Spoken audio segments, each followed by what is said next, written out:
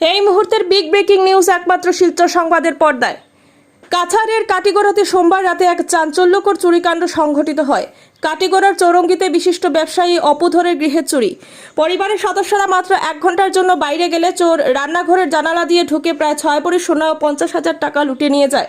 গৃহকর্তা অপুধর কুখ্যাত দুষ্কৃতী বম্ভলের উপর সন্দেহ প্রকাশ করেছেন। ইতিমধ্যে থানায় অভিযোগ দায়ের করা হয়েছে।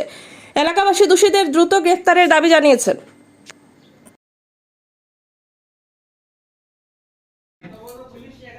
ওই জানলা থেকে ঢুকে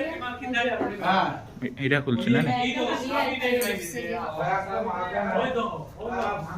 বানতে তো সময় লাগবে রেডিমেড খালি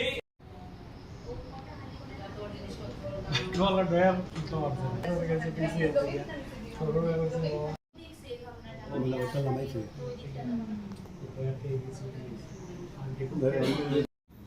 ওই যে লোকাটা এত সাবি ওই সব পাই দিয়েছে সামনেও ফেলাই দিয়েছে সাবি না নি আমরা ওই দরজারি কানার মধ্যে সব লাগাই থাকি আর কি ওই করে এই সময় না সরো বাইছে তো বাইকের আওয়াজ পাইছে ও বাক্সটা খালি ফালাইয়া গেছে খুলিয়া দিকে বেরিয়ে গেছে বুঝছো ও বাক্সটা খালি ফালাইয়া গেছে একটা ওই যে একটা সোনা আর ওই যে তার খানোর দুইটা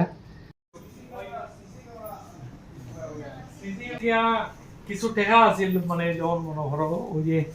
আমার ওই যে ব্যাগটার মাঝে কিছু টাকা আছিল ওটাই নিয়েছে এটা ওই যে তাই জমানি টাকা